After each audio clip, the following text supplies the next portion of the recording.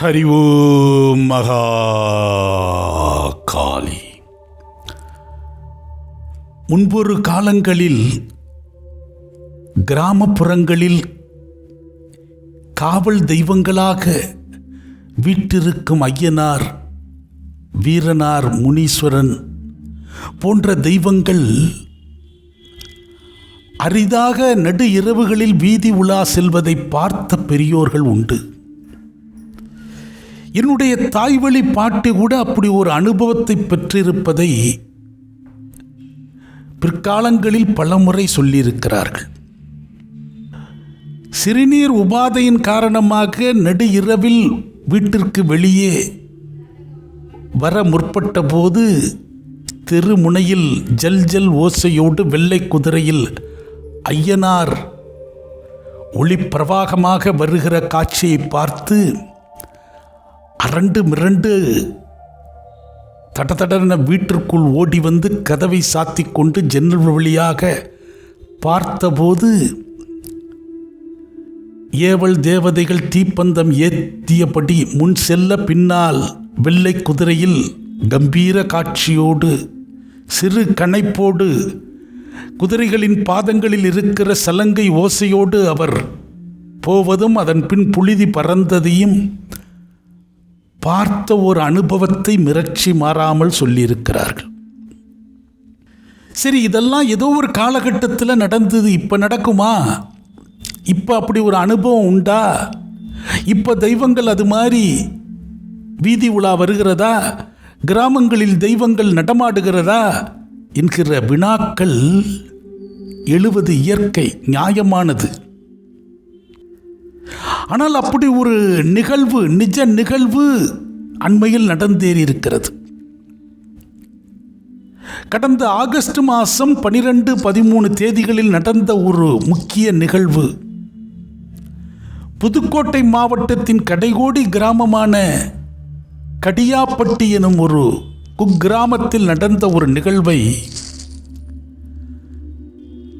Engineering masters degree முடித்து தற்போது பெங்களூர் கணினி பிரிவில் பணி செய்து கொண்டிருக்கிற மணிமாறன் தன்னுடைய கிராமத்தில் நடந்த ஒரு தெய்வ தரிசன காட்சியை,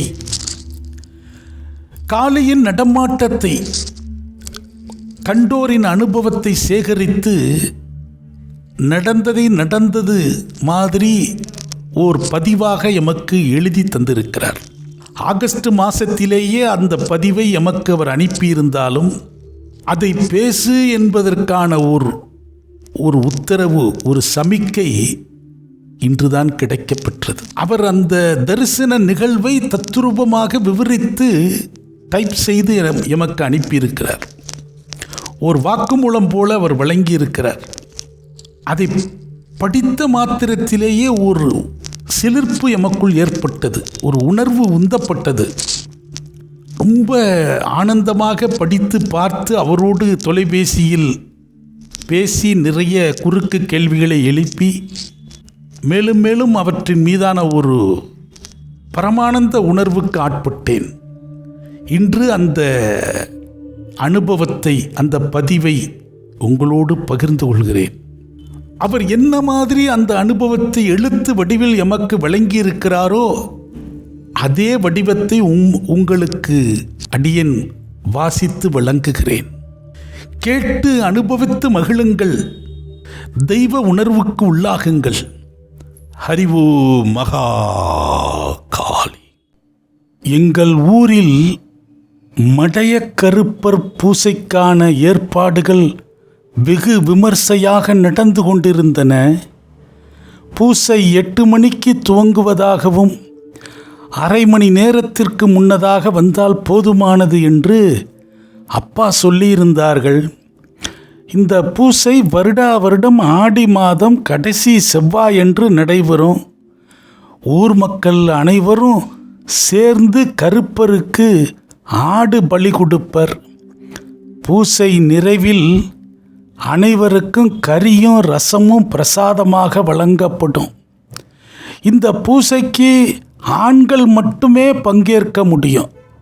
பெண்கள் யாரும் அந்த பக்கமே வரக்கூடாது என்பதுதான் எங்கள் ஊர் வழக்கம். அப்பா அந்த பூஜைக்கு ஏற்பாடுகளில் பங்கு வகித்ததால் அவர் அங்குதான் காலை முதல் இருக்கிறார். எனக்கு ஆபீஸ் இருந்ததால் என்னால் பூஜைக்கு அரை மணி நேரம் முன்னதாகத்தான் செல்ல முடிந்தது.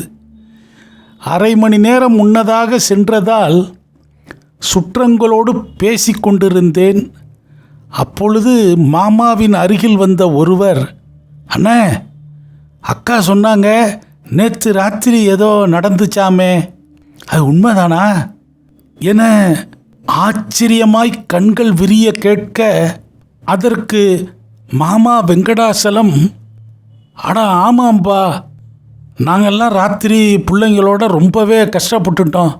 நைட்டு சுத்தமாக யாருக்கும் தூக்கமே வரல என மாமா சொல்லி கொண்டிருக்கும் போதே அதை கேட்டுக்கொண்டிருந்த நபரை மற்றொருவர் சட்டென அழைக்க, இந்த இருங்க நான் வரேன் என்று பேச்சை பாதியில் விட்டுவிட்டு அவர் விரைந்து ஓட்டினார். இதனை அருகிலிருந்து கேட்டுக்கொண்டிருந்த நான், என்ன மாமா அது என வியப்புடன் கேட்டேன். அட அதுவா மாப்பிள்ள, நேற்று நைட்டு ஒரு 11 மணி இருக்கும்பா. நாங்கள்லாம் வீட்டில் சாப்பிட்டுட்டு படுத்துட்டோம். நான் எப்பொழுதும் போல் வீட்டுக்கு வெளியில் கட்டில் போட்டு தானே படுத்திருப்பேன். அப்போ தான் கரெக்டாக கரண்ட்டும் போயிடுச்சு. அதனால் சும்மா தான் எல்லோரும் படுத்திருந்தோம், யாருமே தூங்கலை. நான் படுத்திருந்ததை தாண்டி யாரோ போகிற மாதிரியே இருந்துச்சு. எந்திரிச்சு பார்த்தேன், சிகப்பு புடவைப்பா, தலை நிறைய மல்லிகைப்பூ, மினுமினு மினுன்னு தோடும் மூக்குத்தியும், 2 கையிலையும் ஏதோ பைய வச்சிருந்த மாதிரி இருந்துச்சுப்பா.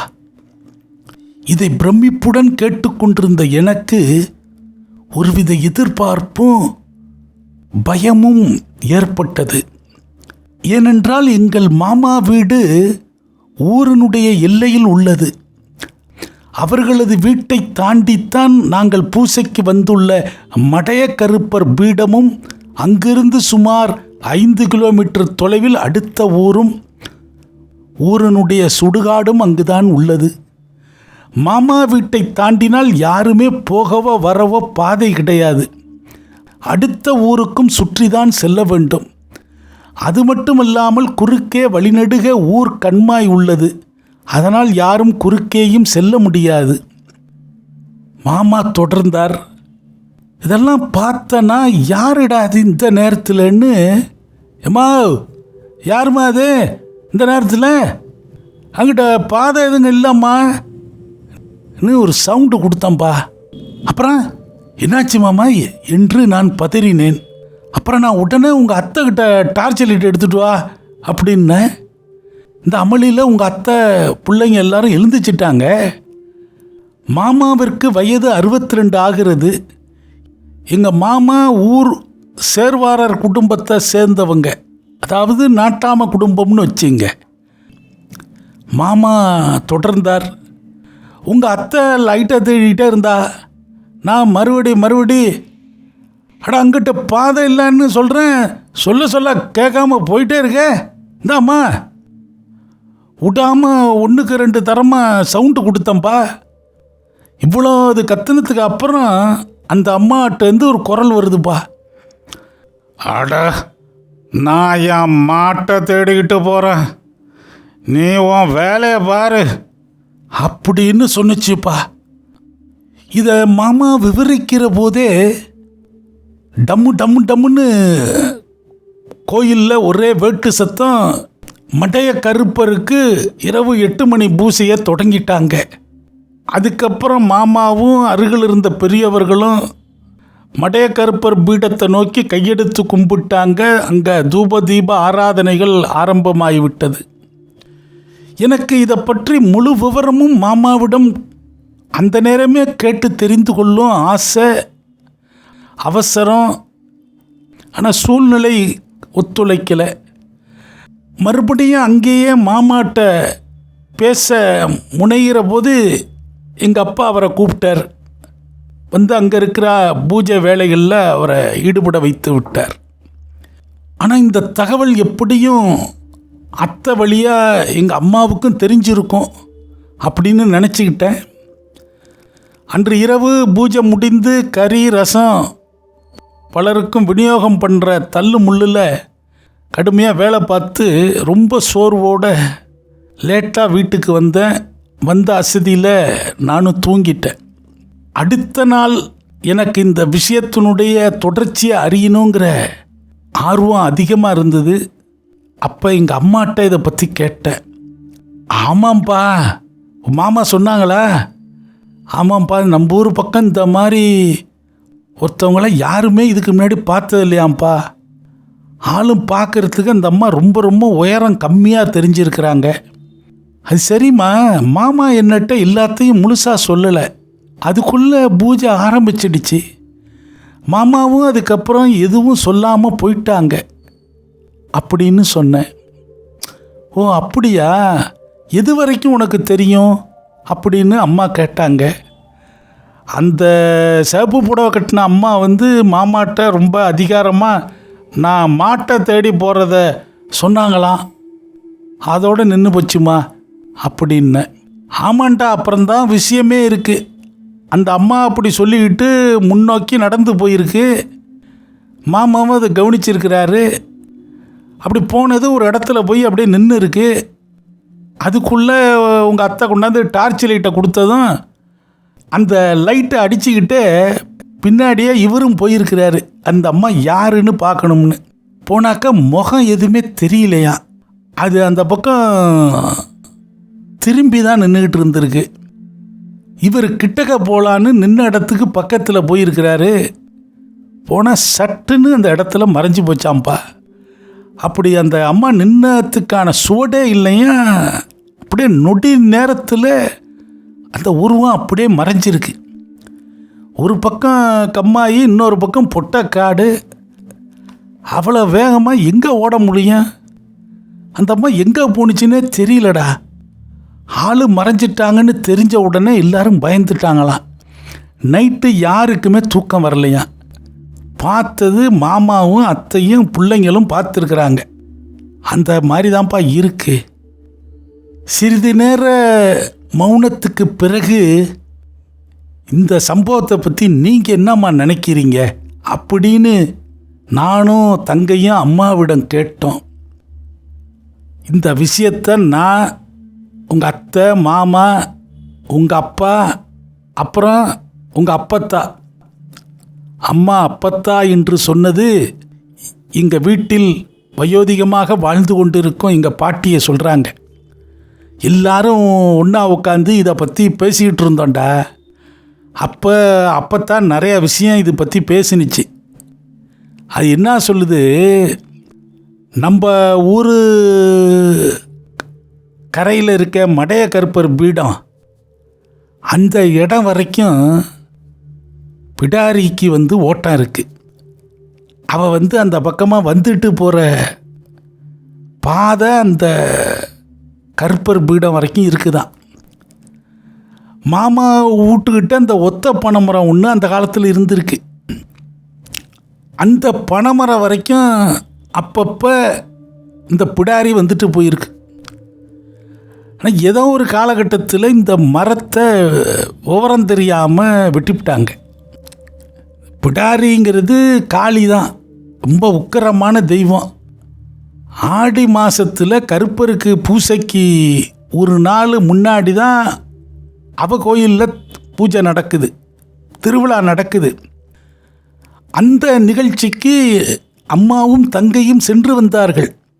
அது மட்டும் இல்லை, வந்த பொம்பளை சேப்பு புடவை கட்டின அம்மா என் மாட்டை காணோம் தேடுறேன்னு சொன்னிச்சில்ல, அதில் ஒரு பெரிய ரகசியம் இருக்குடா.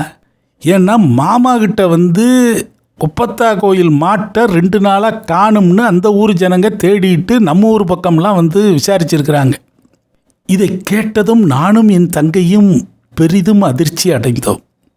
ஒருவரை ஒருவர் வியப்புடன் பார்த்து கொண்டோம். ஒரு விதமான அமைதி நிலவியது எங்களுக்குள். அம்மா தொடர்ந்தார்கள். மணிமாரா, இதை விட இன்னொரு விஷயம் இருக்குது, அதை கேளு. நானும் உன் தங்கச்சியும் கோயிலுக்கு போனோம்ல, பிடாரி கோயிலுக்கு போனோம்ல, அன்னைக்கு ராத்திரி அது சாமி என்ன புடவை கட்டியிருந்ததுன்னு கேளுவில என்று தங்கையிடம் அம்மா கேட்டார்கள். உடனே தங்கை கண்கள் விரிய ஆச்சரியத்தோடு அம்மாவை பார்த்து சேப்பு புடவை தான் கட்டியிருந்துச்சு என்றால் எனக்கு உடம்பு சிலிர்த்தது.